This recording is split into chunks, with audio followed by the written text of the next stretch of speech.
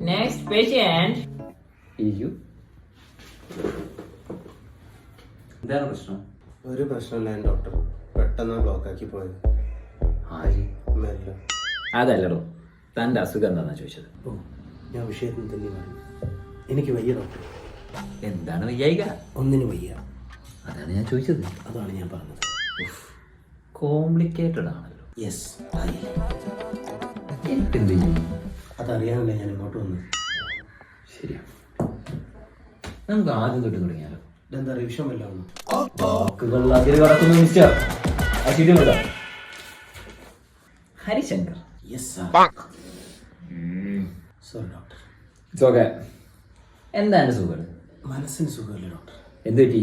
എനിക്കൊരു പ്രേമമുണ്ടായിരുന്നു, അതിപ്പോൾ ഇല്ല. അത് പോയി അകലങ്ങളിലേക്ക്, എത്തിപ്പിടിക്കാൻ കഴിയാത്ത ദൂരങ്ങളിലേക്ക്, വിദൂരതയിലേക്ക്, ശൂന്യതയിലേക്ക്. ഡോ താന് നിങ്ങളുടെ കാട് കയറി പറയുന്നേ. ഇതാണ് ഡോക്ടർ മെയിൻ പ്രശ്നം. എന്തേ പറഞ്ഞാൽ അതൊന്ന് റിപ്പീറ്റ് ആയി വരും.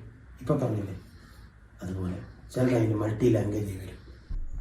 സ്ട്രേഞ്ച്. ഇതുപോലൊരു കേസ് ആദ്യമായിട്ട്. ബാക്കി പറ. അത് പെട്ടെന്ന് പറയാൻ പറ്റില്ല ഡോക്ടർ. അതെന്താ? ഇനി അത് സ്റ്റാർട്ടിങ് കിട്ടണമെങ്കിൽ കുറച്ച് ടൈം എടുക്കും. അതുകൊണ്ട്